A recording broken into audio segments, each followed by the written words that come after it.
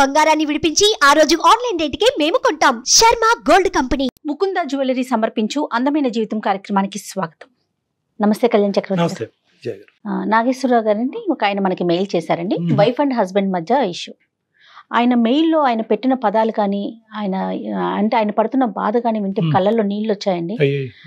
ఎలా పెట్టుకున్నాడంటే ఇలా ఫైనల్ గా, నాకు చచ్చిపోవాలని ఉంది, ఏదైనా అవకాశం ఇప్పించండి, నన్ను ఎవరైనా చంపేసేయండి, అది త్రూ అంటే అంత బాధ వెళ్ళగక్కున్నాడండి వైఫ్ అండ్ హస్బెండ్ మధ్య ఉన్న ఒక ఇష్యూతో. సో ఇమీడియట్ గా మీతో మాట్లాడాలనిపించింది. మరి ఒకసారి కాల్ చేసేద్దాం. తప్పకుండా జయ గారు. చంపేయండి, నన్ను చంపేయండి అనేటటువంటి వ్యక్తి తన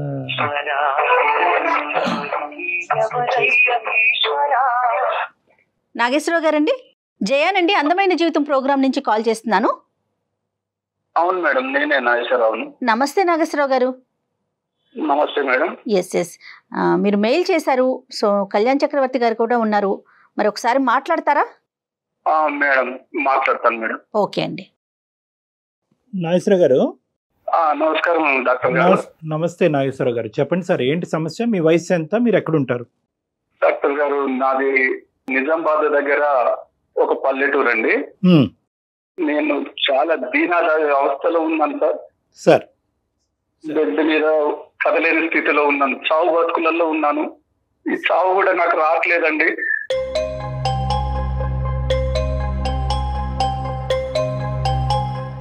కాదు సార్, అంటే చావు బ్రతుకులు అంటే మంచం మీద ఉన్నారా మీరు? అవునండి, ఒక షుగర్ ఫ్యాక్టరీలో పనిచేసేవాడిని సార్ గత కాలం. ఓకే. అది హై టెన్షన్ వైర్లు ఎలక్ట్రికల్ తగిలి 3వ అంతస్తు నుంచి కింద పడి ఫైనల్ కార్డ్ దెబ్బతిని చావు బతుకుల్లో ఉండి దురదృష్టవశాత్తు బతికానండి.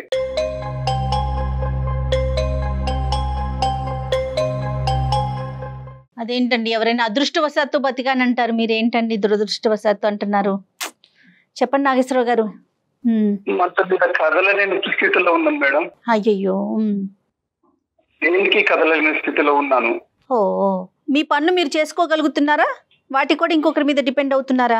నా భార్య అన్ని నాకు చేసి పెడుతుంది మేడం. ఎన్ని సంవత్సరాలు అవుతుంది మీకు యాక్సిడెంట్ అయ్యి? యాక్సిడెంట్ అయ్యి 8 నెలలు అవుతుందండి. 8 నెలలు అవుతుంది. మ్యారేజ్ అయ్యి? వివాహం జరగండి, పెళ్ళయి 6 సంవత్సరాలండి. ఓకే.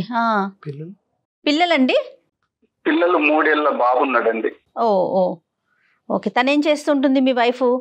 ఈ ఒక 8 నెలలు మాకు చాలా ఆర్థిక పరిస్థితి బాగలేక జాబ్ కు పంపించానండి. జాబ్ వెతకంగా ఒక టెలికాలర్ గా జాబ్ నైట్ షిఫ్ట్ లో వచ్చిందండి. Very good. ఓకే. కొద్దిగా సో మీకేమి ఇప్పుడు ఆర్థిక పరమైన భారాలు ఏం లేవుగా ప్రస్తుతం? ఆర్థిక భారాల కంటే మానసిక బాధాలే చాలా ఎక్కువగా ఉన్నాయండి. అయ్యో. ఇంకా ట్రీట్మెంట్లు ఏదైనా ఉన్నారంటే, అంటే మెడిసిన్ ఏదైనా వాడాల్సిన పరిస్థితి ఉందా ప్రెసెంట్? చచ్చే వరకు మెడిసిన్ వాడాల్సిందండి.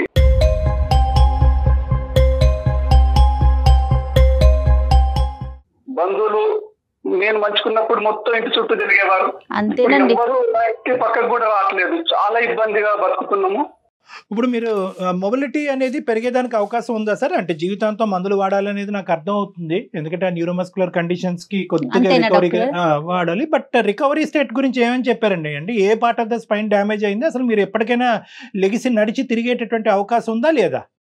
లేదండి, ఫైనల్ కార్డు మొత్తంకే డ్యామేజ్ అయింది అన్నారు. జీవితాంతం బతికినంత కాలము మంచం మీదే ఉండాలని చెప్పారండి. అదేలేండి. అంటే మీరు ఇప్పుడు యూరిన్ గానీ మోషన్ గానీ వీటికి కూడా డిపెండేనా? ఎవరన్నా తీసుకుని వెళ్ళాలా మీరు? నా భార్య తీసుకెళ్తుందండి. చాలా గ్రేట్ లేడీ. నా భార్య చూసుకుంటుందండి అన్ని. ఓపిక్ గానే ఉన్నారా సార్? మరి 8 నెలలు బట్టి ఆవిడ చేయటం అనేటటువంటిది పర్లేదా? ఆవిడ ఓపిక్ గానే చేస్తున్నారా? చాలా బాగా చేస్తుందండి. నన్ను బాగా చూసుకుంటుంది. నన్ను నా బాబును బాగా చూసుకునేది. కానీ ఇప్పుడు ఎలా చెప్పాలో నాకు అర్థం కావట్లేదండి. చెప్పండి. నేను భరించలేకపోతున్నాను. నాకు ఏదన్నా విషయం ఏదన్నా చంపేది డాక్టర్ గారు, నేను భరించలేను.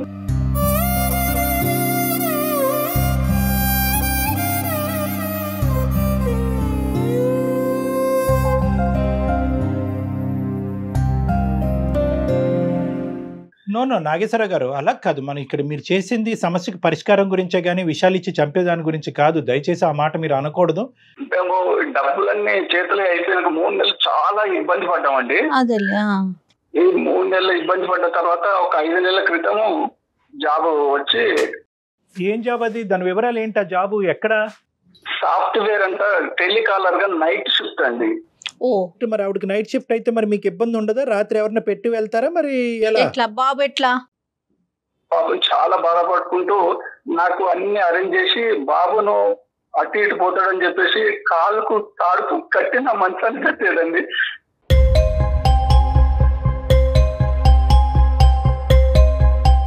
అలా కదా, అంత చంటి పిల్లోడిని తాడు కట్టి మంచాన్ని కట్టవలసినటువంటి ఎవరు లేరా పెద్దలు అటువైపు ఇటువైపు సహాయపడే వాళ్ళు?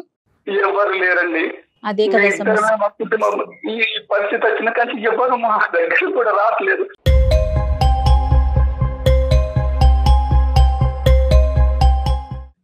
ఈ 3 నెలల నుంచి నేను గమనించింది నా భార్యలో ఏంటంటే కొద్ది రోజుల క్రితం వామిటింగ్ చేసుకుంటుందండి. వామిటింగ్ చేస్తుంటే నా భార్యను పిలిచి అడిగానండి, ఏంటి ఇట్లా వామిటింగ్ చేసుకుంటున్నామని. ఫుడ్ పాయిజన్ అయిందండి అని దాచేసేది. 3 నెలల తర్వాత డౌట్ వస్తే అమ్మాయిని గమనించినప్పుడు పొట్ట పైకి వచ్చినట్టు కనిపించి నిలదీసి అడిగాను.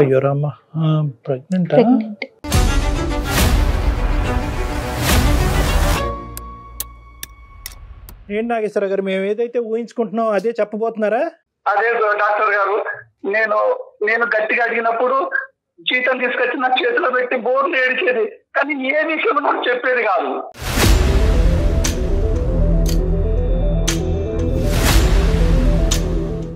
అంటే నేను ఇలా అడుగుతున్నానని మీరేం అనుకోవద్దు. మీరైతే ప్రస్తుతం లాస్ట్ 8 monthsలో ఆ శారీరక పరంగా ఆవిడకి దగ్గర అయ్యేది కూడా ఇంపాసిబులే కదా మీ పరిస్థితి బట్టి? లేదండి, నేను అసలు పరిస్థితి కూడా లేదు. సో లేదండి. రైట్ ఇప్పుడు నాకు క్లియర్ గా అర్థమైందిలేండి. నేను అడిగినప్పుడల్లా ఏడుస్తుంది కానీ ఏ విషయం నా దగ్గర చెప్పట్లేదు ఆవిడ. ఈమె జాబ్ పోయినప్పుడల్లా నైట్ నాకు వాళ్ళు అక్కడ ఏం చేస్తున్నారో అని నాకు నిద్ర లేకుండా నా మైండ్ కొంచెం చావాలనిపిస్తుంది డాక్టర్ గారు.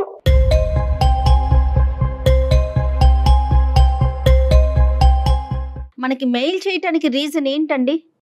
నాకు చెప్పట్లేదు కదా, కనీసం మీకైనా ఈ విషయం చెప్తుందో అని చెప్పేసి మీకు మెయిల్ చేశాను. ఏ కారణం చెప్పినా కూడా ఈ రోజు నాగేశ్వరరావు గారు తట్టుకోవడానికి రెడీగానే ఉన్నారా? ఎందుకంటే ఇక్కడ ఆబ్వియస్లీ మీ వల్ల కానటువంటి ప్రెగ్నెన్సీ ఆవిడకి వచ్చింది. మరి నిజంగా వాస్తవానికి ఏంటంటే ఇక్కడ ఏది చెప్పినా కూడా ఎవరి వల్ల వచ్చింది అనేటటువంటి ఫ్యాక్ట్ ఒకటి చెప్తుంది, ఎందువల్ల వచ్చింది అన్నది చెప్తుంది, ఉంచుకుంటుందా ఊడుతుందా అనేటటువంటి అంశం గురించి చెప్తుంది. ఈ 3 అంశాలే చెప్తుంది. నాగేశ్వరరావు గారు ఎటువంటి సమాధానానికి మెంటల్ గా ప్రిపేర్ అయి ఉన్నారు? డాక్టర్ గారు, ఇద్దరు ఒకే ఇంట్లో ఉండి ఇలాంటి భరించలేను డాక్టర్ గారు. నేను కావాల్సి ఉంటే నన్ను ఏదో అనాథాశ్రమంలో పంపించి తన సుఖం తను చూసుకున్నా పర్లేదు.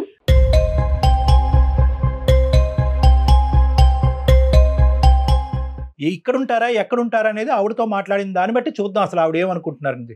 ఫస్ట్ ఆవిడ ఉంటే ఆవిడకి ఇవ్వండి ఫోను. ఓకే డాక్టర్ గారు. కుస్మా ఒకసారి ఇక్కడ ఒకసారి ఫోన్ మాట్లాడుతున్నారు. డాక్టర్ గారు వచ్చారు, ఫోన్ లైన్ లో ఉన్నారు. ఏంటిది?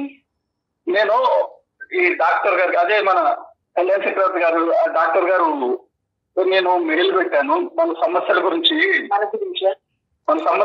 కొంచెం సార్ విన్నవించుకున్నాను, మీతో మాట్లాడతారంట. నమస్తే అమ్మా, మీ పేరమ్మా?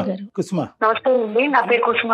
దురదృష్టం కొద్ది 8 నెలల క్రితం ఒక జరగకూడనటువంటి సంఘటన వల్ల అతను న్యూరలాజికల్గా డెఫిషియన్సీ అయ్యి మంచాన్న పడి ఈరోజు అతను ఏమీ చేసుకోలేనటువంటి వ్యక్తిగా మారిపోయి అన్ని పనులు మీరే చేయటం అన్నది జరుగుతుంది. మీకు ఫస్టే మేము హ్యాట్స్ ఆఫ్ అని చెప్పాము. ఎందుకంటే మీలాంటి స్త్రీమూర్తులు ఉండటం వల్లే ఈరోజు ప్రపంచం ఇలా ఉందేమో, మీలాంటి త్యాగశీలు ఉండటం వల్లే ఇలాగ ఈ ప్రపంచం ఉందేమో అని చెప్పి చాలా గర్వపడ్డాం మేము. చాలామందికి మీలాంటి వాళ్ళు ఒక ఎగ్జాంపుల్గా ఒక పాఠం కింద నిలవాలి అనేటటువంటిది మీ ఓపికి, మీ ఓర్పుకి, సహనానికి.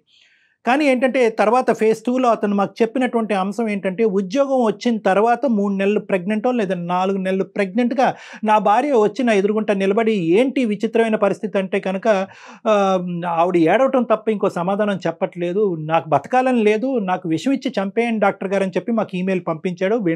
వెంటనే ఒక మనిషి యొక్క ప్రాణాన్ని కాపాడటం మించి ఇంకో ధ్యేయం అందమైన జీవితం లేదు కాబట్టి అతనికి వెంటనే కాల్ చేయడం జరిగింది. ఇప్పుడు మీ పరిస్థితి ఏంటో చెప్పండి అమ్మా, నిర్మోహమాటంగా ఉన్నది ఉన్నట్టుగా చెప్పండి. ఎందుకంటే ఈ క్లిష్టమైనటువంటి పరిస్థితిలోంచి మిమ్మల్ని ఎలా బయటకు తీసుకురావాలన్నది మేము ఆలోచిస్తాం. ఆయన్ని పెళ్లి చేసుకున్న దగ్గర నుంచి ఆయన బాగానే చూసుకున్నారండి. సంతోషం. మాకు ఒక బాబు కూడా ఉన్నారు, 3 ఏళ్ల బాబు. అయితే హైటెన్షన్ వైర్ తనకి తగిలి ఆయన ఇలా అయిపోయారు కదా. మీరేం చదువుకున్నారు కుసుమ గారు? నేను డిగ్రీ చదివానండి. Very good. సాఫ్ట్వేర్ కంపెనీలో టెలికాలర్ గా చేస్తున్నాను. ఎంతకాలం బట్టి చేస్తున్నారమ్మా? నేను ఒక 5 నెలల నుంచి చేస్తున్నాను. అదే ఎందుకు ఇప్పుడు ఆ జాబ్ నైట్ షిఫ్టేనా, డే షిఫ్ట్ ఉండదు? అది అంటే నైట్ షిఫ్ట్, వాళ్ళు నైట్ షిఫ్ట్ నాకు ఇష్టాన్ని అన్నారండి. అదేలేండి, యూరోపియన్ టైమింగ్స్ అయ్యి ఉంటాయి. ఇప్పుడు పాపం కుసుమ గారికి అవసరం కాబట్టి వెంటనే జాయిన్ అయినట్టున్నారు. నైట్ అంటే పిల్లాన్ని నిద్రపోతాడు, పెద్ద ప్రాబ్లం ఉండదు. పొద్దు నుంచి చూసుకోవాలి కదా పిల్లాన్ని. అదేలేండి, అది కాకుండా వారికి కూడా చూసుకోవాలి కదండి అన్ని రకాలుగా. అంతా బానే ఉంది కదమ్మా, చక్కటి జాబ్ వచ్చింది, భగవంతుడు చూపినటువంటి దారి. మరి ఇప్పుడు ఈ ఒడిదొడికి ఏంటమ్మా? ఇప్పుడు కరెంట్లీ మీరు క్యారింగ్ అని అతను చెప్తున్నారు, ఏంటి ఎంతవరకు నిజం? నిజమేనా అండి? అవునండి. ఏంటమ్మా, ఏం జరిగింది చెప్పండి. నాకు ఉద్యోగం ఇచ్చిన ఆయన ఒక 30,000 ఇస్తా, నేను మీ ఇల్లు పోషించుకోవడానికి.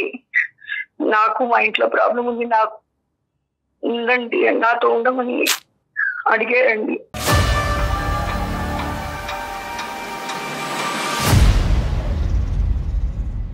అంటే మీరు అతనికి అలా ఉండటానికి గురించి ఆ 30,000 లేదంటే ఉద్యోగం చేస్తున్నందుకు 30,000? ఉద్యోగం చేస్తున్నందుకు. మరి అడిషనల్ సర్వీస్ ఏంటి? ఆ ఉద్యోగం ఇస్తూ ఆయన నాతో ఉండాలి చెప్పాడండి. అంతే కదా డాక్టర్ గారు? అంటే ఎవరైతే అతను ఉన్నాడో అతను ముందే మీకు ప్రపోజ్ చేశాడు, అంతేనండి కుసుమ గారు? అవునండి. ఎన్ని చోట్ల ఉద్యోగం పోతుంది ఏంటేనండి, ఒక్కడు ఉద్యోగం ఇస్తానని ఇవ్వలేదు.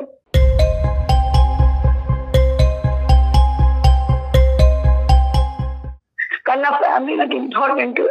ఆయన కూడా నా బిడ్డ లాంటి వాడి కదండి. మనసులో ఉన్న అతనికి మందు కావాలి, తిండి కావాలి.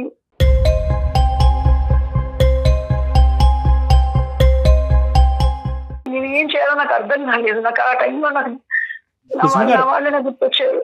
అదేలే తల్లి, అవసరం మీ చేత తప్పు చేయించింది అని అంటారు, కానీ తప్పు చేయటం అనేది ఒక తప్పు లేదండి. నేను తప్పు కప్పించుకోవట్లేదు, చేశాను, చేశాను. ఎవరు ఏమండి అన్నం పెట్టాలి పిల్లి వాళ్ళని పొద్దున్న లేస్తే నేను వాళ్ళకి నీడ్ అన్ని చూసుకోవాలి కదా, ఎక్కడి నుంచి తీసుకురమ్మంటారు?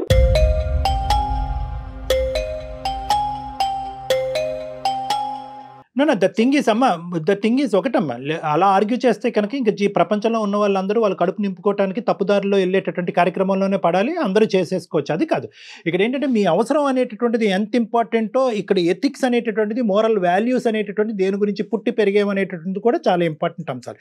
మీరేంటంటే మేము ఈ సబ్జెక్ట్ గురించి మాట్లాడినప్పుడల్లా నా అవసరం ఎవరు తెలుస్తారు, నా బాధ మీరు అక్కడ కూర్చొని మాట్లాడటం ఈజీగానే.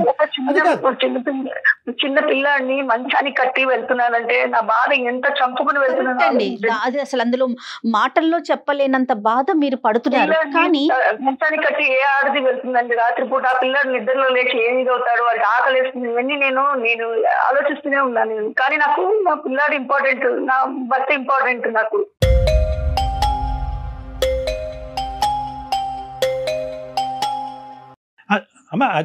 అదంతా మాకు ఇప్పుడు అర్థం అవుతుందమ్మా. But at the end of the day బాబు ఎలా ఉన్నాడు, భర్త ఎలా ఉన్నాడు అని ఆలోచించేటటువంటి స్త్రీ పక్కన ఒక మగాడిని పెట్టుకుని ఆ సుఖాన్ని ఎలా పంచుకుంటదమ్మా? నాకు తెలియక అడుగుతాను. అవసరం కరెక్టే. నేను వయసులో ఉన్నాను, నాకు కోరికలు ఉన్నాయి, కానీ చుట్టుపక్కల వాళ్ళు నీ మగుడు ఇలా మంచంలో పడున్నాడు, నీ బిడ్డ ఇలా ఉంది, నువ్వు వెళ్ళిపో, నీ లైఫ్ నువ్వు చూసుకో అని చెప్పినా కూడా నేను ఎవరి మాటలు పట్టించుకోలేదండి.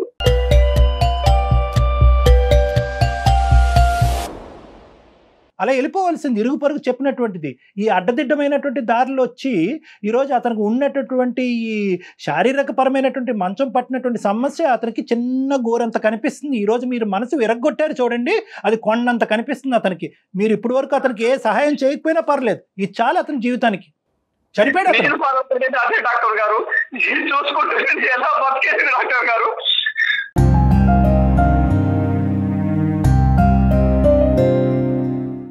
చచ్చిపోయాడు అతను, మానసికంగా చచ్చిపోయాడమ్మా. మీరు ఇప్పుడు వరకు చేస్తున్నటువంటి సేవ ఏదైతే ఉందో అదంతా బూడిదలో పోసిన పన్నీరు. ఇరుగు పొరుగు అందరూ చెప్పారండి వెళ్ళిపోవమ్మా, నీకు వయసు ఉందమ్మా, బిడ్డను తీసుకుని విడాకులు తీసుకుని వెళ్ళిపోమంటే కనుక పద్ధతిగా మీరు వెళ్ళిపోయి ఇంకో పెళ్లి చేసుకుని ఉంటే కనుక ఇతను దిక్కో మొక్కో లేనోడిలాగా ఏ అనాథాశ్రమంలోనే ఎక్కడో ఉండి బతికి బయటపడి ఉండేవాడు. పద్ధతిగానే వెళ్ళింది నా భార్య అని చెప్పి. ఈరోజు ఆ సేవా కార్యక్రమాలు చేసినందుకు మీకు నోబెల్ ప్రైజ్ ఇవ్వాలా, లేదంటే ఈ దరిద్రం చూపెట్టినందుకు మిమ్మల్ని శిక్షించాలా? నేను ఆ భర్తను కూడా ఇంకో బిడ్డలా అనుకున్నానండి. బిడ్డలా అనుకోవటం ఏంటి తల్లి? ఒక 6 ఏళ్ళు జర్నీ చేసిన ఒక మనిషి నిన్ను మోసం చేసినట్టు కాదు.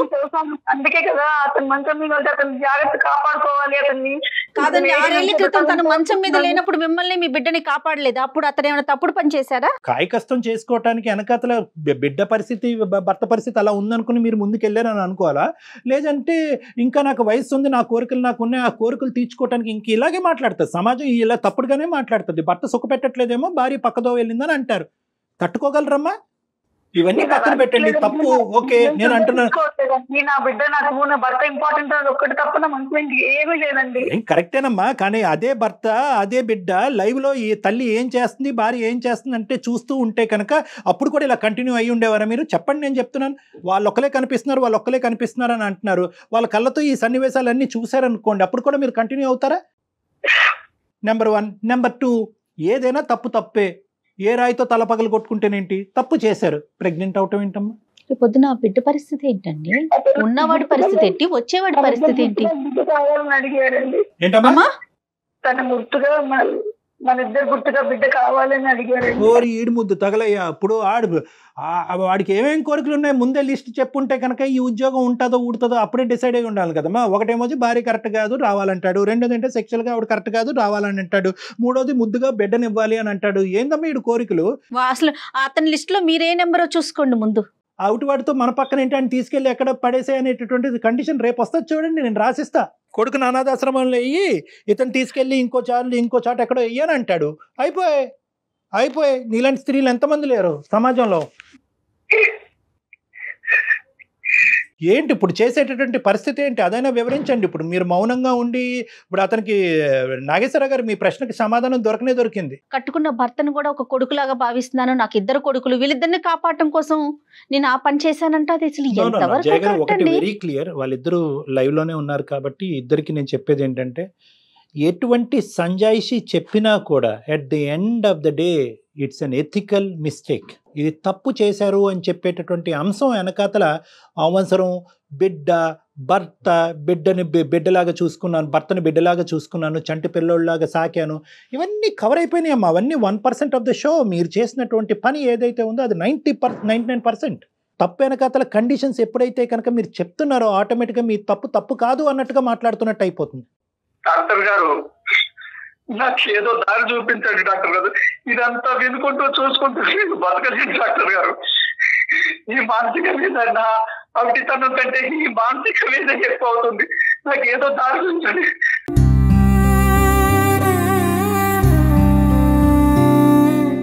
ఒక్క నిమిషం ఓర్పుగా ఉండండి. ఒక్క నిమిషం నాగేశ్వరరావు గారు ఆలోచిస్తున్నారా కుసుమ గారు? ఇప్పుడు డాక్టర్ గారు చాలా వ్యాలిడ్ పాయింట్ చెప్పారండి. ఒక్కసారి ఆలోచిస్తున్నారా కనీసం? మీరు చేస్తుంది తప్పు అని అసలు ఒక ఆలోచన అంటూ వస్తుందా మీకు? మీరు సమర్థించుకుంటున్నారు ఇంకా కూడాను? తప్పు చేశాను, ఒప్పుకుంటున్నా. నేను తప్పు చేశాను, కానీ నేను చెప్పినది నిజమే చెప్తున్నాను. నా ఫ్యామిలీ కోసం నేను ఏం తప్పు చేసినా ఫ్యామిలీ కోసం ఆ టైంలో నాకు ఆ సిచ్యువేషన్ లో నేను ఏం చేయాలో అర్థం కాలేదు. ఓకే నా అవసరం అలాంటిది కాబట్టి నేను ఇలా దిగజారిపోయాను అనేటువంటి మాట అనుకోకండి. మీరు ఎప్పుడు కూడా నేను ఒకటే పాయింట్ చెప్తున్నాను, మీరు చేసిన ఎంతో మంది దగ్గరికి వెళ్ళానండి, ఒక్కరు సహాయం చేయలేదు మాకు. ఎవరు సహాయం చేయలేదు తల్లి, కాదనట్లేదు. ఈరోజు మీ హస్బెండ్కి ఏం చెప్దాం అనుకున్నారు? ఈ కార్యక్రమం మొదలుపెట్టి ఆ మహానుభావుడితో ఈ పనికిరాని ప్రయాణం స్టార్ట్ అయిన తర్వాత ఆడు ఓన్లీ ఫిజికల్ కాదు, బిడ్డ కావాలని కూడా కండిషన్ పెట్టాడు మహానుభావుడు. చాలా పెద్ద ఎజెండా మీద ఉన్నాడు. ఎంతమందిని కడుపు చేశాడు మరి నాకు తెలియదు. కానీ ఇప్పుడు నీ భర్తకి ఏమని చెప్దాం అనుకున్నావు? ఏమని చెప్పినా కూడా మంచాన్ని మీద పడిన నీ గురించి నేను చేస్తున్నాను, బిడ్డ గురించి నేను చేస్తున్నాను అనే ఒక కథ ఇప్పుడు ఏదైతే మీరు మాకు వినిపిస్తున్నారో, సారీ కథ అంటే కనుక మళ్ళీ మీకు కోపం వస్తుంది. ఇటువంటి చెప్తే కనుక అతను చల్లబడిపోతాడు అనుకుంటావా? 6 సంవత్సరాల పాటు ప్రయాణం చేసినటువంటి నీ భర్త యొక్క వ్యక్తిత్వం మీకు తెలియదు?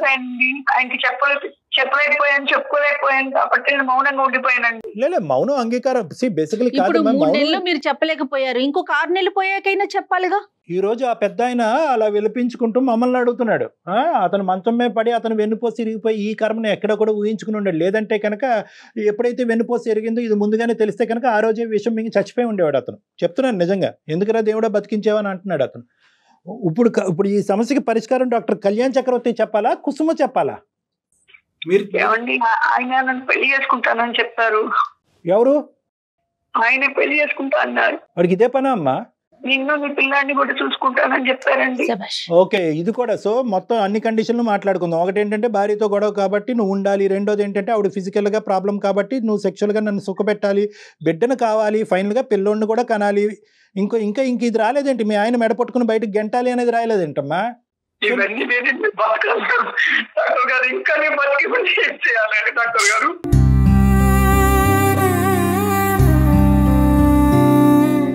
కాదమ్మా, నువ్వు నాకు తెలియక అడుగుతా, అతన్ని ఇంకెక్కువ ఏడిపించద్దు. మీరు ఇప్పుడు అతన్ని మ్యారేజ్ చేసుకోవడానికి రెడీ అయిపోయారా? ప్రెగ్నెన్సీతో పేట్ల మీద కూర్చోడానికి రెడీ అయిపోయారా? చేసుకుంటానని చెప్పారండి. వాడు ఏమన్నా అంటాడమ్మా, దొంకమంటాడు. నీ 30,000 గురించి ఏంటి ఇదంతాని? మరి ఇప్పటి వరకు మీ సో కాల్డ్ త్యాగం ఎట్లా? త్యాగానికి ఏం చెప్పుకుంటారు? అంతా ఒక కట్టు కథ అనిపిస్తుందమ్మా మాకు. ఇప్పుడు ఈ రోజు మేము ఎక్కడ జాలిపడి మొదటి నుంచి మీ ఇద్దరి మధ్యన ఫిక్స్డ్ ఎజెండా. నీకేంటంటే కోరికలు తీరలేదు, అతనికి అక్కడి నుంచి కోరికలు తీరలేదు కాబట్టి కోరిక కలిసి ఈ రోజు నువ్వు ప్రెగ్నెంట్ అయింది, ప్రెగ్నెన్సీకి ఒక బిడ్డ సాక్ష్యం అవ్వబోతున్నాడు కాబట్టి పెళ్లి చేసేసుకుందాం. దానికి మీరు రెడీగా ఉన్నారు. ధైర్యం చేసి ఎదిరించేటటువంటి భర్త ఎలాగా లేడు. గట్టిగా అరిస్తే అతను ప్రాణాలు పోయేటట్టు ఉన్నాయి. అతను ఎవరు సానుభూతి చూపెడతారు మీకు? ఈ బిడ్డను ఏం చేద్దాం అనుకుంటున్నావు? నా బిడ్డను కూడా చూసుకుంటా అన్నారండి. ఆవిడ ఫిక్స్ అయ్యారు కళ్యాణ్ గారు. మీరు ఇంతవరకు ఏమనుకుంటున్నారంటే ఆవిడని మోటివేట్ చేయాలనుకుంటున్నారు. ఆయన కూడా మనసులోనే ఉండనిద్దాం, సేవ చేసుకుంటాను. అమ్మా, నీకు అలాంటి పరిస్థితి వస్తే మీ భర్త అలా చేస్తే ఎలా ఉంటుంది ఒకసారి ఊహించుకో కనీసం. అక్కడి వరకు వెళ్ళరుగా. ఏమ్మా, బాధ్యతలు పరిస్థితుల వల్ల కంప్లీట్గా కూరుకుపోయావో, లేదంటే నీ ఆలోచన మీద నీ కంట్రోల్ పోయిందో, ఏదన్నా అవనియండి అమ్మా, ఇప్పటికైనా ఇది ఒక గొప్ప అవకాశం. ఈరోజు మీరు మాతో మాట్లాడటం, ఒకప్పుడు నిజంగా నాకు కనువిప్పు కలిగింది, ఒక ఆలోచన ఇప్పటికైనా వచ్చింది అనేటటువంటి మాట మీరు అంటే కనుక ఎటువంటి ఆప్షన్స్ ద్వారా మీరు ఇందులోంచి బయటపడచ్చు అనేది మేము చెప్తాం. అంతేగాని అంతేగాని బిడ్డ పుట్టేస్తున్నాడు కాబట్టి వాడు పెళ్లి చేసుకుంటాడు ఇలా కాదు. ఇప్పుడు ఏం జరగాలి అనేది ఇప్పుడు 2 ఆప్షన్స్ అమ్మా. అబార్షన్ చేయించుకో అనేటటువంటి మాట మేము చట్టరీత్యా మేము చెప్పకూడదు. ఎందుకంటే అది కంప్లీట్గా ఒక తల్లికి సంబంధించినటువంటి ఒక హక్కు. అది నీ భర్త వల్ల వచ్చినా వేరే వాళ్ళ వల్ల వచ్చినా. లేదండి, కడుపులో ఉన్నటువంటి బిడ్డను ఆ విధంగా చేసుకోవటం నాకు ఇష్టం లేదు, ఆడు దొంగ అయినా దరిద్రుడైనా కూడా బిడ్డను అలా చేసుకోవటం అంటే కనుక ప్రెగ్నెన్సీ కంటిన్యూ అయ్యి బిడ్డను అతనికి దారదత్తం చేయండి. ఆ బిడ్డ గురించే కదా అతను వేచి ఉన్నాడు, అతనికి ఇచ్చేసేయండి ఆ బిడ్డని. నెక్స్ట్ మీ భర్త గారిని అడగాలి, ఏమయ్యా ఇంత అన్యాయం చేసినటువంటి నీ భార్యను నువ్వు క్షమిస్తావా, ఉంటావా, ఇప్పటికీ కూడా నన్ను ఒక అనాథాశ్రమంలోనే ఎక్కడో పడేయండి అనేటువంటి మాట అంటావు అనేది బాల్ అతను కోర్టులో ఉంది. ఎందుకంటే ఈ విధంగా తప్పుదోవలో వచ్చినటువంటి స్త్రీని క్షమించి అతను యాక్సెప్ట్ చేస్తాడా లేదా అనేటటువంటిది ఫస్ట్ మీ రియలైజేషన్ బట్టి ఆధారపడి ఉంటుంది. ఫస్ట్ మీరు పూర్తిగా మనసు విప్పి మీరు చెప్పగలుగుతున్నారా? అవునండి, నేను మారుతాను. ఏ విధంగా మారుదాం అనుకుంటున్నారమ్మా? నేను అబార్షన్ చేయించుకుంటానండి. మేం ప్రెషర్ పెట్టినట్టు కాదు, అది మీ నిర్ణయం. లేదండి, నాకు నా భర్త కావాలి. నీ భర్త కావాలి, నీ కొడుకు, నా పిల్లడే కావాలండి. మరి అతనికి ఏమని చెప్తారు? అతను ఏవో చాలా ప్రామిసులు చేశాడు కదా, 30,000 కాదు 60,000 ఇస్తానంటాడు ఇప్పుడు ఇంటికి వెళ్ళగానే. నేను మానేస్తానండి, ఉద్యోగం మానేస్తాను. మరి బ్రతుకు తెరువు? కళ్యాణ్ గారు, దానికి మనం 190 ఉన్నాయండి అవకాశాలు. ఎలాంటి బిజినెస్లు చేసుకోవచ్చు, ఇంట్లో ఉండే సంపాదించుకునే మార్గాల్ని సుమన్ టీవీ ద్వారా నేను చెప్తానండి ఆవిడ. Okay, very good. ఓకే, అవకాశం మనం ఆఫర్ వచ్చిందమ్మా నీకు. కానీ ప్రెగ్నెన్సీ అనే విషయం మాత్రం అమ్మ కుసుమ గారు మీరు ఇక్కడే డెసిషన్ తీసుకోవద్దు. అది ఎలా అనిపిస్తుంది అంటే చూసే ఆడియన్స్ కూడా మేమేదో రాంగ్ వేలో తీసుకెళ్ళినట్టు అనిపిస్తుంది. మీరు నిదానంగా ఆలోచించుకోండి, దాని గురించి మళ్ళీ మాట్లాడదాం. ఈ ఎపిసోడ్ అయిపోయిన తర్వాత మళ్ళీ ఒకసారి డాక్టర్ గారు మీరు నేను ఒకసారి ఫోన్లో మాట్లాడి ఏం చెయ్యొచ్చు ఎలా చేయొచ్చు అనేది మాట్లాడొచ్చు. ఏమంటారు కళ్యాణ్ గారు? అంతేనా? నీ ఉద్యోగ అవకాశం నీ బ్రతుకు తెరువు గురించి ఆవిడ చూసుకుంటా అన్నారు. ఇక్కడ మన దగ్గరే ఉండేటటువంటి ఆపర్చునిటీస్ ఏ విధంగా ఉన్నాయన్నది ఆవిడ మీకు వివరంగా చెప్తా అన్నారు. ఫస్ట్ అన్నిటికంటే ముఖ్యం ఏంటంటే నువ్వు బలంగా నీ తప్పును అంగీకరించి నీ నిర్ణయాన్ని నువ్వు మాకు చెప్పి తద్వారా నాగేశ్వరరావు గారు మిమ్మల్ని ఈ పద్ధతిలో యాక్సెప్ట్ చేయగలరా లేదా అన్నది మాట్లాడాలి. నాగేశ్వరరావు గారు, మేడం చాలా సంతోషం మేడం. డాక్టర్ గారు, సుమన్ టీవీ మీరు మా కుటుంబాన్ని నిలబెట్టారు డాక్టర్ గారు. నాకు ఇది సమ్మతమైన డాక్టర్ గారు. ఓకే అండి, ఇంకా ఈ సబ్జెక్ట్ గురించి మీరిద్దరు ఏం మాట్లాడుకోవద్దు. ఎందుకంటే కనుక ఈ డిస్కషను ఇంకా మీ ఇద్దరి మధ్యన ఎటువంటి గ్యాప్ పెంచకూడదు. మీ ఇద్దరిని కలిపి హ్యాపీగా ముందుకు ప్రయాణం చేయాలి అనేటటువంటి విధంగానే మా యొక్క హెల్ప్ ఉండాలి. కానీ ఒక అనుమానాస్పదమైనటువంటి ధోరణితో రేపొద్దున కుసుమ ప్రతిసారి బయటకు వెళ్తుంది, ఎక్కడికి వెళ్తుంది అనేటువంటి అనుమానంతో నాగేశ్వరరావు గారు ఉంటాం. ఇటువంటి డిస్కషన్స్ అనేటువంటిది రానున్న రోజుల్లో ఉండకూడదు. ఇక్కడి వరకే కాదు, ఇంకా ఏంటంటే ఫాలోఅప్లో కూడా ఏంటంటే మేము కుసుమ గారితో టచ్లో ఉంటాం. కుసుమ గారు డైరెక్ట్గా వచ్చి మాతో మాట్లాడతారు. ఆవిడకి కావాల్సినటువంటి ఉద్యోగ అవకాశాలు మేము చూస్తాం. దాంతోపాటు ఏంటంటే ఎవరైతే ఈ వెనకతల నుంచి నడిపిస్తున్నటువంటి కిరాతకుడు ఎవరైతే ఉన్నారో అతను కూడా బుద్ధి చెప్పేటటువంటి ప్రయత్నం మేము చేస్తాం. రైటా కుసుమ గారు, మీకు ఓకే కదా? అలాగేనండి. రైట్, ఇదే స్ట్రాంగ్ గా ఉండండి అమ్మా. నమస్తే అమ్మా. రైట్, నాగేశ్వరరావు గారు ధైర్యంగా ఉండండి. సంతోషం. నమస్తే. నమస్తే. అంటే ఎలా ఉందంటే చూసారా మేడం, తప్పు చేసాక దాన్ని సమర్థించుకునేటటువంటి ప్రయత్నానికి మనం వాడేటటువంటి కారణాలు ఎంత గొప్ప కారణాలన్నా అవనియండి, at the end of the day తప్పు విల్ ఫిల్టర్ అవుట్. అంతే కదండి, అంతే కదా. తప్పు తప్పే కదా కళ్యాణ్ గారు ఎప్పటికైనా. అంటే మైండ్ సెట్ అలా పనిచేస్తుందండి, అప్పుడున్న పరిస్థితులను బట్టి అట్లా మారిపోతుందా కళ్యాణ్ గారు? కదమ్మా, ఇప్పుడు తప్పు చేసేటటువంటి స్త్రీ అయితే కనుక భర్త బయటకు వెళ్ళి ఆ 8 సంవత్సరాలు 6 సంవత్సరాలు బయటకు వెళ్ళినప్పుడల్లా ఇవి బయటకు వెళ్ళి తప్పు చేయొచ్చుగా. ఈ రోజు ఏంటంటే మనం అటువంటి తప్పుని మనం ఈరోజు సమర్థించట్లేదు. కానీ ఆ డిప్రెషన్లో ఏదంటే పగలనక రాత్రనక అటు ఇటు ఎడమవైపు కుడివైపు ఎవరు సపోర్ట్ లేక, తినడానికి తిండి లేక, డబ్బులు అవసరం అయ్యి ఎవరు దిక్కుతోచినటువంటి పరిస్థితుల్లో పోనీలే ఏముంది, శరీరాన్ని అమ్ముకుని ఈరోజు భర్తని కుటుంబాన్ని కాపాడదాం అనేటటువంటి పరిస్థితి, దయనీయమైనటువంటి పరిస్థితి రావటం అనేటటువంటి జరుగుతూ ఉంటుంది. దాని అంటే ఫ్యూచర్ ని ఆలోచించుకోరా? ఇంకేముండదు. ఇంకా అక్కడ ఏంటంటే ఉన్న బిడ్డ పరిస్థితి ఏంటి, రేపు పొద్దున వచ్చే వాళ్ళ పరిస్థితి ఏంటి, అంత మైండ్ సెట్ ఉండదండి. అన్నిటికంటే చావు కంటే పెద్ద బాధ ఏదన్నా ఉంది అంటే ఒక మనిషికి అవసరం అమ్మా. చచ్చిపోయే వాళ్ళు చాలా ఈజీగా చనిపోతారు. ఎందుకు బతకాలి అనేటటువంటిది వాళ్ళు ఊరి తీసుకుంటారు, లేదంటే ఇంకో విధంగా సూసైడ్ చేసుకుంటారు. నేను బతకాలి కన్నా అవసరం ఎవరు తీరుస్తారు, నా భర్త నా పిల్లల యొక్క అవసరం ఎవరు తీరుస్తారు అనేటటువంటి బాధ ఉంటుంది చూడండి, ఆ ముళ్ళు ఉంటుంది చూడండి, అది మనిషిని మానసికంగా బతుకుండగానే చంపేస్తుంది. సో అందులోంచి బయట పడాలి అనేటప్పుడు ఏది ఎతికలు, ఏది మోరలు, ఏది రాంగ్, ఏది రైట్ అని ఆలోచించినటువంటి పరిస్థితిలో ఉంటారు. ఆవిడ అంటే మనస్ఫూర్తిగానే ఒప్పుకున్నారంటారా? మనం డైరెక్ట్ గా కలిసినప్పుడు కూడా మాట్లాడదాం. ఇది ఎక్కడితో ఆగే కథ కాదు, ఇది మిగతా కథ. చాలా చక్కటి సొల్యూషన్ కళ్యాణ్ గారు, చాలా సంతోషం అనిపించిందండి. రైట్, చూద్దాం. నమస్తే. 2 తెలుగు రాష్ట్రాలలో మొట్టమొదటి factory outlet jewellery shop Mukunda jewelleries.